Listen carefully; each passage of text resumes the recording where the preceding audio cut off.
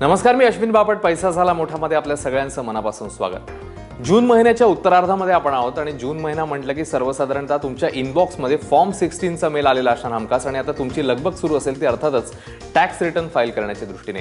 आणि त्याच अनुषंगाने नेमके कोणकोणते मुद्दे लक्षात घ्यायला हवेत आपण या सगळ्या संदर्भात आपल्याला मार्गदर्शन करण्यासाठी कर सल्लागार संजीव गोखले सर आपल्यासोबत आहेत. सर, स्वागत तुमचं. आणि जसं आपण म्हटलं की जून महिन्यामध्ये सगळीकडेच आता ही थोडीशी लगबग सुरू झाली असेल आणि तुमच्याकडे देखील अनेक मंडळी जी आहेत ती मार्गदर्शनासाठी येत असतील. तर अगदी बेसिक आपण मुद्द्यापासून सुरुवात करूया की टॅक्स रिटर्न मुळात कोणी कोणी फाईल करणं आवश्यक आहे, त्याबद्दल काय सांगा? अश्विन, करमुक्त उत्पन्नाची जी मर्यादा आहे 2.5 लाख, त्याच्या वर ज्याचं उत्पन्न आहे अशा प्रत्येक करदात्याला आपलं विवरणपत्र दरवर्षी भरणं आवश्यक आहे. म्हणजे हे कायद्यानेच बंधनकारक आहे. त्यामुळे 2.5 लाखाच्या वर जर कोणाचं उत्पन्न जात असेल तर त्यांनी विवरणपत्र दाखल करणं आवश्यक आहे. ह्याशिवाय ज्यांना आपला कर जास्त कापला गेला आहे आणि ज्यांना रिफंड मागायचं आहे, म्हणजे परतावा मागायचा आहे, त्यांनी सुद्धा विवरणपत्र भरणं हे आवश्यक आहे. मग भले त्यांचं करपात्र उत्पन्न असो किंवा नसो, पण त्यांचा टॅक्स कापला गेला आणि परतावा हवा असेल तर रिटर्न भरणं आवश्यक आहे. याच्या व्यतिरिक्त ज्यांची फॉरेनमध्ये ॲसेट्स आहेत, बरेच लोक परदेशात काही वर्ष असतात आणि आता परत भारतात आलेले असतात. भारतात ते निवासी किंवा स्थायिक झालेले असतात, परंतु परदेशातले ॲसेट्स किंवा परदेशात त्यांचं एखादी बँक अकाउंट असतं, एखादं प्रॉपर्टी असते, अशा व्यक्तींनाही रिटर्न भरणे अनिवार्य आहे. मग भले त्यांचं उत्पन्न करपात्र असो किंवा नसो. इथे एक सर्वात महत्त्वाची गोष्ट अशी की माझं उत्पन्न 2.5 लाखाच्या वर आहे. समजा माझं उत्पन्न 3 लाख आहे आणि मी कर वजावटीचा लाभ घेऊन ते करपात्र उत्पन्न मी 2.5 लाखाच्या खाली आणलंय, म्हणजे मला टॅक्स लागत नाही, पण माझं उत्पन्न मात्र 3 लाख आहे. त्यामुळे मला जरी टॅक्स लागत नसला तरी माझं उत्पन्न 2.5 लाखाच्या वर करवजावटीचा लाभ घ्यायच्या आधी जात असेल तरी मला विवरणपत्र भरणं आवश्यक आहे. त्यामुळे मला कधी टॅक्स लागणार नाही, पण रिटर्न भरणे अत्यंत आवश्यक आहे कायद्यानुसार. त्यामुळे अशा सर्व व्यक्तींना मी म्हटल्याप्रमाणे आयकर विवरणपत्र वेळेत भरणं आवश्यक आहे.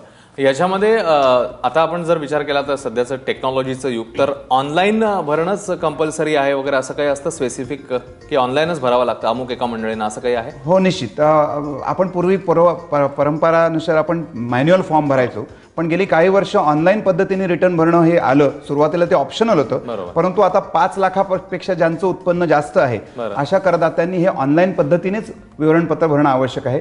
त्यांना साधं पेपर फॉर्ममध्ये ते भरू शकत नाहीत. हा पहिला मुद्दा. दुसरा मुद्दा असं की आपल्याला जर रिफंड क्लेम करायचं असेल, मी मगाशी म्हटल्याप्रमाणे, तर रिफंडसाठी सुद्धा ऑनलाईन पद्धतीनेच विवरणपत्र भरणं आवश्यक आहे. म्हणजे त्यांनी पेपर फॉर्ममध्ये रिटर्न त्यांचा ऍक्सेप्ट होणार नाही आणि रिफंड प्रोसेस होणार नाही.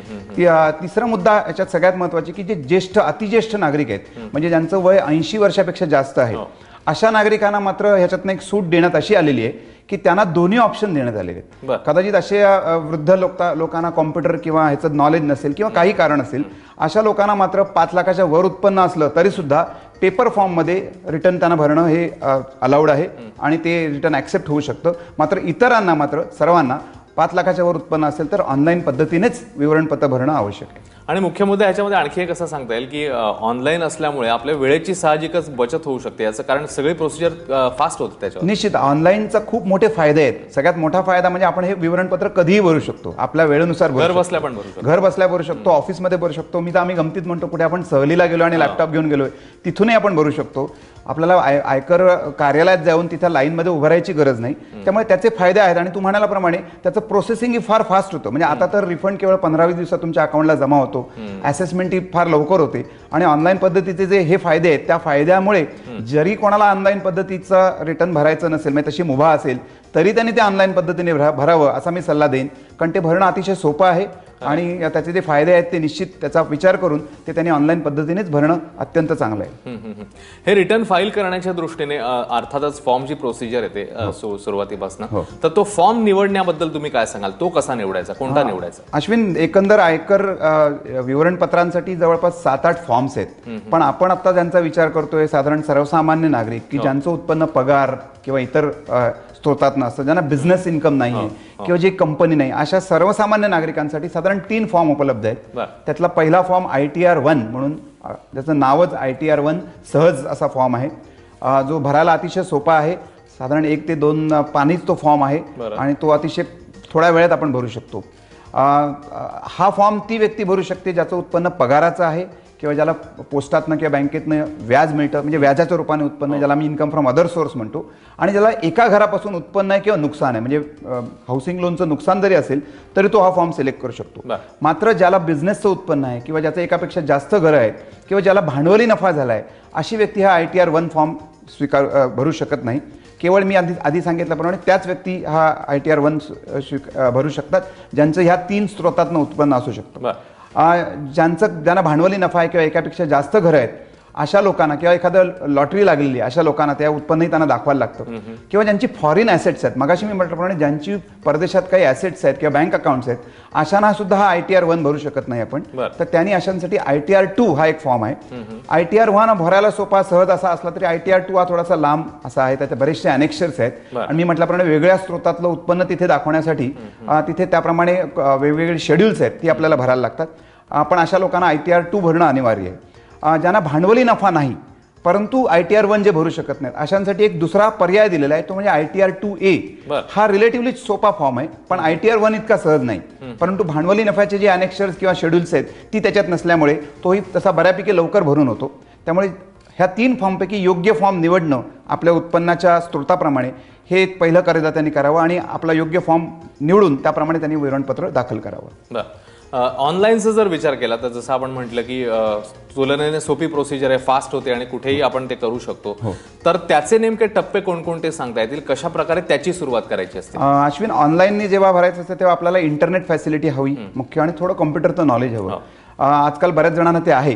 त्यामुळे पहिलं संकेतस्थळावर त्यांनी जायचं, इन्कम टॅक्स इंडिया e-filing.gov.in हे आयकर कार्यालयाचं जे संकेतस्थळ आहे तिथे त्यांनी जायचं. तिथे त्यांनी सुरुवातीला जर पहिल्याच वेळा रिटर्न भरत असेल तर रजिस्टर करायला लागतं त्याला. जसं आपण एखादं ईमेल अकाउंट उघडतो तसं हे रजिस्ट्रेशन प्रोसेस आहे, ती एकदाच करायची. जर त्यांनी गेल्या वर्षी ऑनलाईन भरला असेल किंवा रजिस्टर झाला असेल तो, तर त्यांनी लॉग इन करायचं आहे. लॉग इनमध्ये आपला जो पॅन नंबर असतो तो आपला युजर ID असतो आणि पासवर्ड आपण रजिस्ट्रेशनच्या वेळी जो पासवर्ड आपण दिलेला असतो तोच वापरायचा असतो. आणि ही अत्यंत सोपी प्रोसेस आहे. आपण एखादं ईमेल जसं आपण ॲक्सेस करतो तशा पद्धतीने हे आपण लॉग इन करायचं असतं. लॉग इन झाल्यावर त्याला संकेतस्थळावर आपल्याला जो आता आपण फॉर्म म्हटलं त्यापैकी योग्य फॉर्म निवडून तो डाउनलोड करायचा. हा फॉर्म म्हणजे एक प्रकारची एक एक्सेल फाईल असते. ही फाईल याला एक्सेल युटिलिटी म्हणतात. ही एक्सेल युटिलिटी आपल्या कॉम्प्युटरसमोर आपण डाउनलोड केल्यावर जी येते त्याच्यामध्ये विविध रकाने आहेत. त्या एक्सेल युटिलिटीमध्ये 3 टप्पे आहेत. त्यातला पहिला टप्पा जो पहिला पार्ट आहे तिथे आपली माहिती विचारली, आपलं नाव, पॅन नंबर वगैरे, आपण रिटर्न आपलं रेग्युलर रिटर्न आहे का, कशा पद्धतीचं आहे, अगदी सोपी माहिती आहे. दुसरा जो टप्पा आहे किंवा दुसरी जो भाग आहे त्याच्यामध्ये आपल्याला उत्पन्नाचे तपशील द्यायचे आहे. आणि मी म्हटल्याप्रमाणे योग्य फॉर्म निवडला असेल तर त्याप्रमाणेच रकाने तिथे केलेले आहेत. आणि हिरव्या रंगाने आपल्याला, आपण जर प्रत्यक्ष साईटवर गेलो तर हिरव्या रंगाने ज्या दिसत आहेत रकाने, तिथे आपल्याला माहिती भरायची, income from salary, house property, other sources, आणि सर्व उत्पन्नाचा तपशील आपल्याला द्यायचा आहे. त्याच्यानंतर आपला टॅक्स कसा कापला गेलाय किंवा कसा आपण भरलाय हा तिसरा पार्ट आहे. म्हणजे पहिली आपली माहिती, दुसरं उत्पन्नाचा तपशील आणि टॅक्स कसा भरला याचा तपशील, असे 3 टप्प्यामध्ये हा फॉर्म विभागलेला आहे. कुठलाही फॉर्म घेतला तरी हे 3 टप्पे भरून झाले की आपल्याला तो फॉर्म व्हॅलिडेट करायचा आहे. म्हणजे तिथं तसं बटन आहे व्हॅलिडेशनचं. ते व्हॅलिडेट केल्यानंतर जर आपली कुठे चूक झाली असेल, काही रकाना राहिला असेल, तर आपल्याला सिस्टीम सॉफ्टवेअरच सांगतं की तुमचं हे भरायचं राहिलंय म्हणून. आणि सर्व रकाने व्यवस्थित भरले असतील तर आपल्याला सांगतं की धिस शीट इज ओके, म्हणजे आपला फॉर्म योग्य रीतीने भरलाय असं कॉम्प्युटर आपल्याला सांगतो. हा भरून झाला की आपल्याला एक XML एक्सटेंडेबल मार्कअप लँग्वेज या स्वरूपात एक फाईल आपल्याला बनवायची, जी तिथे त्याचं बटन आहे की जनरेट XML म्हणून. तिथे आपण क्लिक केल्यानंतर एक XML फाईल बनते जी आपण आपला C किंवा D ड्राईव्हर स्टोअर करायची तात्पुरती. आणि आपण संकेतस्थळावर जाऊन अपलोड रिटर्न म्हणून तिथे एक मेनू आहे, तिथे क्लिक केल्यानंतर आपल्याला तो असेसमेंट इयर विचारतो, फॉर्म नंबर विचारतो, तो आपण सिलेक्ट करायचा आहे. आणि ही जी फाईल आपण स्टोअर केलेली ती तिथे आपण अटॅच करायची. जसं आपण एखाद्या ईमेलला एखादी फाईल अटॅच करतो, इतकं फोटो किंवा फाईल अटॅच करतो. मला वाटतं जे ईमेल वापरतात त्यांना निश्चित माहिती असेल. हे एकदा फाईल अटॅच करून सबमिट बटन दाबलं की आपलं रिटर्न क्षणार्धात तिथे पोहोचतं आणि आपल्याला तसा मेसेज येतो की return has been successfully uploaded. म्हणजे एक महत्वाचा टप्पा पार पडला. पण अश्विन, सगळ्यात महत्वाची गोष्ट ह्याच्या नंतरची आणि ती बरेच वेळा लोक विसरतात, ते म्हणजे आपण फक्त माहिती कळवली आहे परंतु ही माहिती व्हेरीफाय करायला लागते. म्हणजे आपण पूर्वी रिटर्नवर सही करायचो, कॉम्प्युटरमध्ये आपण सही करू शकत नाही, म्हणून त्याला एक व्हेरिफिकेशन प्रोसेस आहे. तिचे टप्पे आपण निश्चित जाणून घेऊ. ते असे आहेत की सगळ्यात सोपा उपाय म्हणजे ही जी हा रिटर्न फाईल झाल्यावर आपल्याला एक एक्नॉलेजमेंट जनरेट होते. बरोबर. त्या एक्नॉलेजमेंटमध्ये आपलं नाव, आपलं संपूर्ण उत्पन्नाचा तपशील असतो, त्याच्या खाली एक सही करायला जागा असते. हे एक्नॉलेजमेंटचा प्रिंटआउट काढून सही करून 120 दिवसाच्या आत आपण ती बँगलोरच्या सेंटर प्रोसेसिंग सेंटरला पाठवायची, साध्या पोस्टाने किंवा स्पीड पोस्टाने. कुरिअर तिथे ऍक्सेप्ट होत नाही. अशा रीतीने पाठवल्यावर आपली ही प्रक्रिया पूर्ण झाली. परंतु गेल्या वर्षीपासून ह्याच्यात खूप सुधारणा झाली की ते पोस्टाने पाठवणं किंवा त्याच्यात सही करणं, प्रिंट काढणं हे काही गरज नाही. त्याला ई व्हेरिफिकेशन म्हणून एक नवीन प्रक्रिया आहे जी अतिशय सोपी आहे, जिला 3-4 पर्याय दिलेले आहेत. त्यातला सगळ्यात सोपा पर्याय म्हणजे आधार नंबर. आपण आपला रिटर्नचा फॉर्म भरताना जर आधार नंबर दिला तर ह्या आधार नंबरातली माहिती आणि आपण भरलेली आपलं नाव, पत्ता ही माहिती ही सॉफ्टवेअर तपासतं आणि आपल्याला एक मोबाईलवर आपल्या एक नंबर, OTP ज्याला म्हणतात, वन टाइम पासवर्ड म्हणतात, तो आपल्याला देतो. तो पासवर्ड आपण जर टाकला तर आपलं क्षणार्धात हे व्हेरिफिकेशन पूर्ण होतं. म्हणजे आपल्याला बँगलोरला हे पाठवायची गरज नाही, प्रोसिजरच कंप्लीट होते. पण बऱ्याच जणांचं असं होतं की जेव्हा आधार नंबर काढलाय तेव्हा मोबाईल नंबर वेगळा होता किंवा तो मोबाईल नंबर दिला नव्हता. अशा वेळी हा पर्याय त्यांना वापरता येत नाही. त्यांच्याकरता एक दुसरा पर्याय ते म्हणजे नेट बँकिंग बरेच जण वापरतात. तर नेट बँकिंग मध्ये प्रत्येक बँकेच्या नेट बँकिंगच्या मेनूमध्ये इन्कम टॅक्स रिटर्न फायलिंग असा एक मेनू प्रत्येक बँकेने लावलेला आहे. तिथे जाऊन हा तो व्हेरीफाय करू शकतात, जेणेकरून हा रिटर्न फाईल केलाय ती व्यक्ती आणि ही जी व्यक्ती ज्याला रिटर्न भरायचं ती एकच आहे, अशा रीतीने ते ई व्हेरिफिकेशन होऊ शकतं. अगदी नुकतंच ह्या गोष्टीला पण काही जणांना जमत नाही, काही जणांना नेट बँकिंग वापरत नाही. ह्याच्यासाठी स्टेट बँकेने 3 जूनलाच एक नवीन अभिनव उपक्रम सुरू केलाय आणि तो मला वाटतं सगळ्या बँकाच काही दिवसात करतील. तो म्हणजे तुम्ही बँकेच्या ATM मध्ये जायचं आणि तिथून हा आपला हे व्हेरिफिकेशन करायचं. म्हणजे आपण समजा रिटर्न फाईल केलाय, आपल्याकडे 120 दिवस आहेत, कधी आपल्याला वेळ मिळते आपण ATM मध्ये जायचं आणि आपण जेव्हा जसे पैसे काढतो ते जे प्रोसिजर आहे त्याप्रमाणे ATM कार्ड वापरून ई व्हेरिफिकेशन करायचं. आपण फाईल केलेला रिटर्न त्या पद्धतीने करायचं. अर्थात त्याच्यात तपशील अजून यायचं आहे आणि नवीन स्कीम आहे, परंतु मला वाटतं ही स्कीम आल्यानंतर प्रत्येकाला ज्याचं बँक अकाउंट आहे आणि मला वाटतं सगळ्या बँकांची ATM आहे हे करणं अतिशय सोपं आहे. पण अश्विन, मी एवढं नक्की सांगेन आपल्या प्रेक्षकांना की ही प्रोसेस पूर्ण झाल्याशिवाय तुमचं रिटर्न पूर्ण होत नाही आणि त्यामुळे ही नुसतं रिटर्न अपलोड करू नका. ह्या पुढची ई व्हेरिफिकेशन किंवा सही करायची जी प्रोसेस आहे ती पूर्ण करा. अदरवाईज तुमचं रिटर्न फाईल केलं नाही असं धरून इतर कारवाई होऊ शकते. खरंय. खूप महत्त्वाचा मुद्दा हा गोखले सरांनी सांगितलेला आहे. तेव्हा ह्या दुसऱ्या स्टेपवर देखील तुमचं बारकाईने लक्ष असू दे. इकडे एक छोटासा ब्रेक आपण घेणार आहोत. मात्र ब्रेक नंतर हे रिटर्न फाईल करताना कोणती कागदपत्र असणं गरजेचं आहे, ती मग कशा अनुषंगाने आपण सबमिट करायची असतात, या सगळ्या संदर्भात गोखले सरांकडून जाणून घ्यायचं आहे. इकडे एक छोटासा ब्रेक, लगेच परत येणार आहोत. पाहत राहा पैसा झाला मोठा.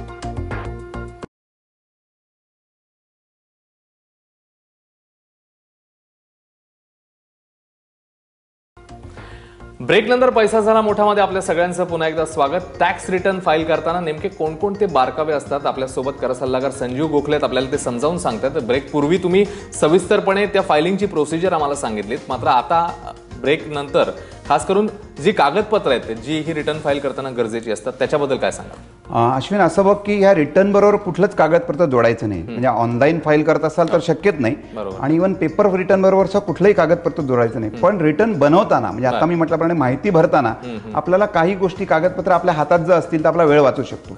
सगळ्यात महत्त्वाचं म्हणजे जे पगारदार नोकर मंडळी आहेत त्यांनी फॉर्म नंबर 16 आपल्या जवळ ठेवावा, कारण त्या फॉर्म नंबर 16 मधली जवळपास सगळीच माहिती आपल्याला या ITR फॉर्म मध्ये भरायची.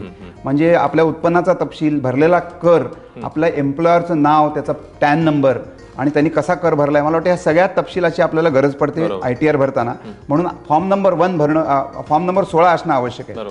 याच्या व्यतिरिक्त बऱ्याच जणांचा असा गैरसमज असतो की आपला फॉर्म नंबर 16 म्हणजे आपलं विवरणपत्र आहे. तसं नसतं. आपल्याला इतर उत्पन्न जर काही मिळत असेल तर त्याच्यावरचा टॅक्स आपल्याला भरायला लागतो. त्या उत्पन्नाचं विवरणपत्रात आपल्याला तपशील सांगायला लागतो. जसं एखादं भाडं मिळत आहे किंवा एखादं मी मगाशी म्हटल्याप्रमाणे पोस्टातलं व्याज किंवा बँकेतलं व्याज, करपात्र उत्पन्न आपल्याला जर मिळत असेल तर तोही तपशील आपल्याला तिथे लिहायला लागतो. तर त्याही तपशिलाचे आता उदाहरणार्थ बँकेत माझ्या FDs आहेत तर बँकेकडून आपल्याला एक सर्टिफिकेट मिळू शकतो की त्याच्यावर किती व्याज जमा झालंय. तर हे सर्टिफिकेट आपण आधी आणून ठेवलं तर आपला रिटर्न भरताना वेळ वाचू शकतो. याच्या व्यतिरिक्त आपला टॅक्स कोणी कोणी कापलाय आपल्या एम्प्लॉयर व्यतिरिक्त हे बघण्याकरता फॉर्म 26AS हा या संकेतस्थळावर उपलब्ध असतो प्रत्येक करदात्यासाठी. तो फॉर्म बघून निदान प्रत्येकाने माहिती करून घ्यावी की आपला टॅक्स कोणी कोणी कापलेला आहे. जिथे जिथे आपला टॅक्स कापला गेला म्हणजे एम्प्लॉयर, आपलं एखादी बँक किंवा पोस्ट ऑफिसमधले एखादे फिक्स डिपॉझिट, तर निदान तेवढं तरी उत्पन्न आपल्याला दाखवणं आवश्यक. म्हणजे कायद्यानुसार सर्व उत्पन्न दाखवणं आवश्यक आहे, पण बरेच मंडळ हे असं करत नाहीत. पण मी त्यांना सल्ला देईन की त्या 26AS मध्ये जिथे जिथे टॅक्स कापलेला आहे असा उल्लेख आहे ते उत्पन्न तुम्ही दाखवून त्याच्यावरचा टॅक्स भरलेला जो असेल त्याचं क्रेडिट घेऊन जर जास्त भरायचा राहिला असेल तर तो भरून आपलं विवरणपत्र भरा. त्यामुळे हेही अत्यंत महत्त्वाचं आहे. ह्याच्या व्यतिरिक्त अश्विन, या गेल्या वर्षीपासून तुला माहिती असेल की बँकेची सगळी जी खाती आहेत त्याचे तपशील आपल्याला विवरणपत्रात द्यायचं आहे. म्हणजे माझी जर 4 बँक अकाउंट आहेत तर 4ही बँक अकाउंटचा तपशील त्या विवरणपत्रात योग्य ठिकाणी लिहायचा आहे. अशासाठी त्या बँकेचे जे खात्याचा नंबर आहे तो 14-15 डिजिटचा मोठा नंबर असतो, तो काळजीपूर्वक लिहिणं आवश्यक आहे. म्हणून ती बँक खात्याचे चेकबुक किंवा पासबुक आपल्या समोर ठेवून आपण रिटर्न भरायला बसलो तर तो बँकेचा तपशील लिहिणं आपल्याला सहज सोपं जाईल. त्यामुळे अशा पद्धतीने ही सगळी माहिती गोळा करून मगच रिटर्न भरणं शक्य होतं किंवा ते सोपं होईल. बरं, यावर्षी आता रिटर्न फाईल करताना काय खास काळजी घ्यायला हवी, तुमचा काय सल्ला आहे? एक तर नेहमी म्हटल्याप्रमाणे योग्य फॉर्म निवडणं आवश्यक आहे. त्याच्यानंतर सर्व स्त्रोतातून जे आपलं उत्पन्न आहे ते आपण दाखवणं आवश्यक आहे, जे बऱ्याच जणांना माहीत नाही की ते करत नाहीत. पण तसं करू नका, कारण जवळपास संगणकीकरणामुळे आपल्या उत्पन्नाची माहिती सरकारला आधीच असते आणि त्यामुळे सर्व स्त्रोतातलं उत्पन्न आपण आपल्या विवरणपत्रात दाखवा. तसंच बँक अकाउंट व्यवस्थित लिहा. यावर्षी अजून एक महत्त्वाचा बदल आहे, जो हायर उत्पन्न गटासाठी 50 लाखाच्या वर ज्यांचं उत्पन्न आहे त्यांना नुसतं उत्पन्नाचा विवरणपत्रात उल्लेख करायचा नाही, तर त्यांची जी पर्सनल ॲसेट्स आहेत त्याला ॲसेट लायबिलिटी स्टेटमेंट म्हणून एक नवीन एक शेड्यूल ॲड केलेलं आहे. इव्हन ITR 1 मध्ये ते आहे. तर त्यांची लँड, बिल्डिंग, त्यांच्या नावाने किती घरं आहेत त्याचा तपशील, तसंच त्यांचे कॅश किती आहे त्यांच्या घरी, त्यांचं बँक कुठली अकाउंट आहेत त्याच्यातला तो तपशील, अशा विविध माहिती त्यांना त्या ॲसेट लायबिलिटी किंवा त्यांची काही लायबिलिटी आहे का, लोन आहेत का, अशा पद्धतीने माहिती देणं आवश्यक आहे. जरी ह्याचा संबंध डायरेक्टली इन्कम टॅक्सशी किंवा इन्कम रिटर्नशी नसला तरी ही माहिती एक प्रकारचं डिक्लेरेशन आहे तुमच्या विविध ॲसेट्सची. आणि मी सल्ला असा देईन की हे रिटर्न भरण्याच्या आधी आपली कुठली ॲसेट्स आहेत त्या फॉर्ममध्ये बघून की जी आहेत तिची माहिती आधीच गोळा करून मग आपण विवरणपत्र भरणं अत्यावश्यक आहे. अजून 2 छोट्या गोष्टी अत्यंत महत्त्वाच्या अशा की यावर्षी नॅशनल पेन्शन स्कीमसाठी ॲडिशनल 50,000चं डिडक्शन अवेलेबल आहे. बऱ्याच जणांना ते गेल्या वर्षी माहिती असेल पण विसरले असतील, तर ते तुम्ही न विसरता ती वजावट घ्या जर तुम्ही तसं डिपॉझिट केलं असेल तर. तसंच गेल्या वर्षी एक सुकन्या समृद्धी योजना सरकारने जाहीर केलेली आणि त्याच्यात बऱ्याच जणांनी ज्यांना मुली आहेत अशांनी त्या योजनेत पैसे टाकायला सुरुवात पण केली असेल तर त्याच्यावर तुम्हाला सेक्शन 80C मध्ये डिडक्शन किंवा वजावट मिळते. समजा तुमची 80Cची वजावट 1.5 लाख पूर्ण झाली नसेल त्या सुकन्या समृद्धी योजनेतले टाकलेल्या पैशातनं पण तुम्हाला वजावट मिळू शकते, ज्याचा कदाचित विसर पडला असेल. म्हणून आज या निमित्ताने मी सगळ्यांना आठवण करून देतो की रिटर्न फाईल करायच्या आधी अशा पद्धतीची वजावट जी मिळत होती किंवा जी मिळते त्याचा उपयोग करून घ्या. मला वाटतं ह्या गोष्टी सगळ्यात महत्त्वाच्या आहेत या रिटर्न फायलिंगच्या मध्ये. आणि अगदी जाता जाता थोडक्यात काय सांगाल की हे बंधनकारकच आहे, म्हणजे आता कायद्यानुसार हे विवरणपत्र फाईल करणं, तर त्याचे नेमके फायदे काय होतात? अश्विन, कायद्याने हे बंधनकारक आहे. आपण एक्झॅक्टली हे विवरणपत्र भरून सरकारला माहिती देत असतो आपल्या उत्पन्नाची आणि आपल्या करदायित्व आपण कशा पद्धतीने भरलं आहे. परंतु याचे इतर फायदे बरेच वेळा आपण बघतो होतात. एस्पेशली आपल्याला बँकेत लोन हवं असतं तेव्हा आपल्याला आपलं रिटर्न मागितलं जातं. आपल्याला व्हिसा हवा असतो तेव्हा कधी कधी या इन्कम टॅक्स रिटर्नची कॉपी मागितली जाते. एकंदरीतच एक सुजाण नागरिक म्हणून हे रिटर्न भरणं आवश्यक आहे आणि हे भरत असताना हे इतर फायदेही आपल्याला मिळत असतात आणि त्या फायद्यांचा विचार करून आपण हे रिटर्न वेळेत भरणं हे आवश्यक आहे. खरं, हा महत्त्वाचा मुद्दा सरांनी मांडला की वेळेत भरणं रिटर्न. आणि जसं पहिल्यापासून सर सांगतात की फॉर्मची निवड, त्याच्यानंतर कोणकोणते मुद्दे तुम्ही त्याच्यामध्ये भरायचे आहेत, कोणकोणते डॉक्युमेंट्स जवळ ठेवायचे जेणेकरून तुमचं फॉर्म भरणं लवकर तुम्हाला शक्य होईल. आणि मुख्य म्हणजे ऑनलाईनचा जो मुद्दा आहे, जास्तीत जास्त लोकांनी ऑनलाईन जर भरलं तर त्यांनाच त्या दृष्टीने त्यांच्या वेळेची बचत होईल आणि ती प्रक्रिया देखील खूप सुलभ होऊ शकते. खूप महत्त्वाचे मुद्दे गोखले सर तुम्ही सांगितले आहेत. खूप खूप धन्यवाद या सगळ्या विश्लेषणाबद्दल. तेव्हा पैसा झाला मोठामध्ये आजच्या विषयामध्ये इकडे थांबतोय. पुन्हा भेटणार आहोत पुढच्या आठवड्यात नवीन विषयासह. पाहत राहा ABP माझा.